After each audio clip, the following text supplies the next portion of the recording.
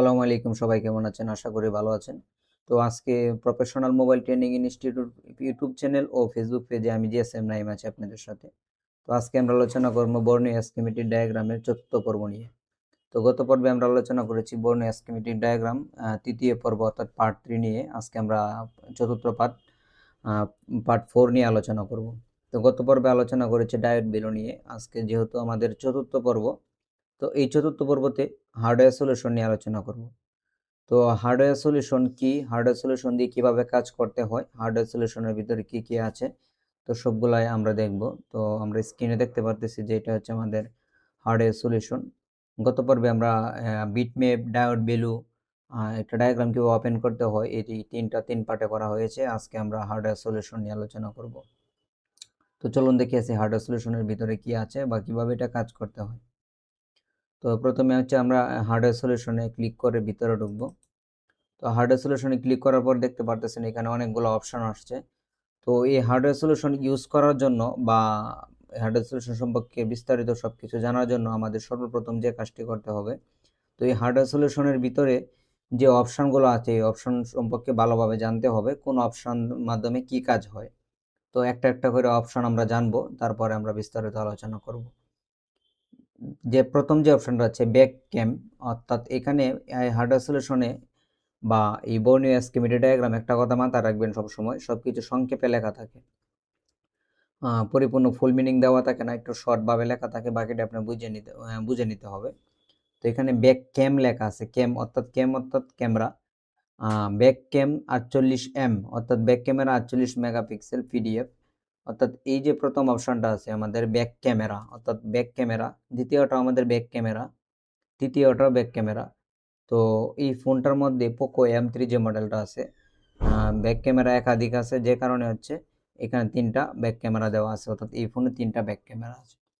এরপরে চতুর্থতে আমরা যে বিষয়টি দেখতে পারতেছি চার্জিং ডাটা, অর্থাৎ একটা ফোন যখন চার্জ হবে না, তো এই চার্জ নিয়ে আমরা যখন আলোচনা করব বা কাজ করব, এই চতুর্থ অপশানে চার্জিং যে ডাটা, এই অপশান থেকে কাজ করতে হবে।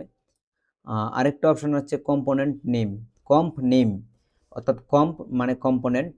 তো এখানে সবকিছু সংক্ষেপে লেখা থাকবে, আগেই বললাম। তো কম্পোনেন্ট নেম, এই কম্পোনেন্ট নেমের ভিতরে আহ, এই কম্পোনেন্ট নেমের ভিতরে কোন আইসির কি নাম, কোন কানেক্টরের কি নাম, এগুলো সব দেওয়া আছে।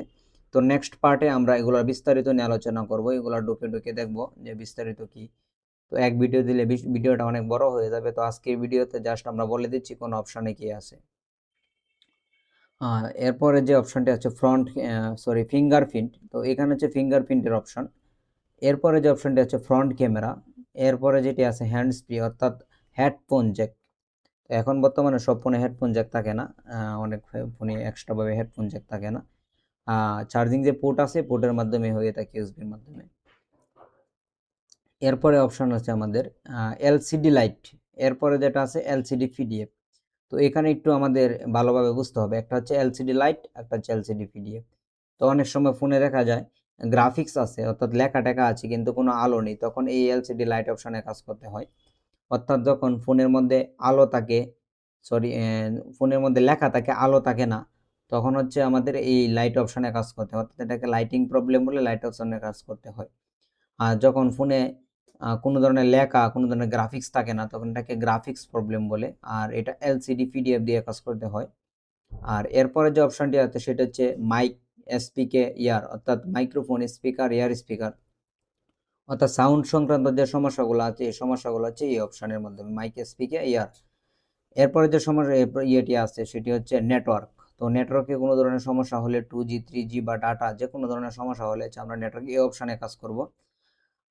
তারপরে যে অপশানটি আছে সেটা হচ্ছে অন অফ বোল্ট, অর্থাৎ অন অফ, আমরা আমাদের ফোনের power button, volume up, volume down, যে বাটনের প্রবলেম হোক না কেন, যদি কাজ না করে তাহলে আমরা এই অপশান থেকে কাজ করতে পারবো। এরপরে আরেকটি অপশন আছে রেজিস্ট্যান্স ভ্যালু অন পেড, অর্থাৎ রেজিস্টরের যে ভ্যালুগুলো থাকে, প্রধান প্রধান যে রেজিস্টরগুলো আছে এই রেজিস্টরের যে ভ্যালুগুলো থাকে এই ভ্যালুগুলো বোর্ডের মাধ্যমে এখানে শো করা থাকবে। তো নেক্সট পার্টে এগুলো আমরা প্রত্যেকটা ঢুকে বিস্তারিত একটা একটা করে দেখব। তো এরপর হচ্ছে এসডি কার্ড, এসডি কার্ড অর্থাৎ যে মেমোরি কার্ড থাকে এই সেই মেমোরি কার্ড। আর এখন যে ফোনের ভিতরে আলাদাভাবে মেমোরি কার্ড ঢোকানোর অপশান তুলে দিচ্ছে আস্তে আস্তে, তো নেক্সট আমরা এগুলো হয়তো আর পাবো না। এই হচ্ছে এসডি কার্ডের। এরপরে যে অপশনটি আছে সেটি হচ্ছে সিম কার্ড। তো সিমের অপশনে কোনো ধরনের প্রবলেম হলে আমরা এখানে কাজ করব। তো এখানে আরেকটি গুরুত্বপূর্ণ বিষয় হচ্ছে sub board ORI sub board PDF, ORI PDF আর হচ্ছে সাববোর্ড, অর্থাৎ এখানে দুইটা সাববোর্ড দেওয়া আছে। তো দুইটার মধ্যে পার্থক্য হচ্ছে একটা হচ্ছে ওআরআই দেওয়া আর একটা হচ্ছে ওআরআই দেওয়া নাই। অর্থাৎ যেটার মধ্যে ওআরআই এটা হচ্ছে অরিজিনাল সাববোর্ড, আর যেটা হচ্ছে শুধু সাববোর্ড এটা হচ্ছে মার্কেটে যে সাববোর্ডটা, এটা আমরা নেক্সট পার্টে বিস্তারিত ঢুকে দেখব। এরপরে যে অপশনটি আছে সেটি হচ্ছে টাচ স্ক্রিন। তো টাচ যদি কাজ না করে, টাচ সংক্রান্ত কোনো প্রবলেম হলে আমরা এখান থেকে সলিউশন পাবো। লাস্ট যে অপশনটি আছে সেটি হচ্ছে ওয়াইফাই বিটি জিপিএস, অর্থাৎ ওয়াইফাই ব্লুটুথ জিপিএস। এই হচ্ছে হার্ডওয়্যার সলিউশনের সংক্ষিপ্ত বর্ণনা, বেসিক তথ্য। তো হার্ডওয়্যার সলিউশনের ভিতরে কি কি থাকে সেটি নিয়ে আলোচনা করলাম। তো নেক্সট ভিডিওতে আমরা এই প্রত্যেকটা অপশনের ভিতরে ঢুকে দেখব যে কোনটার ভিতরে কি কি দেওয়া আছে বা কিভাবে কাজ করে, কোন অপশনের ভিতরে কি আছে। তো আজকে আমাদের ভিডিওটা এই পর্যন্তই। নেক্সট পার্ট দেখার জন্য আমাদের professional mobile training institute Facebook page ও ইউটিউব চ্যানেলটি সাবস্ক্রাইব করে রাখবেন। ধন্যবাদ সবাইকে।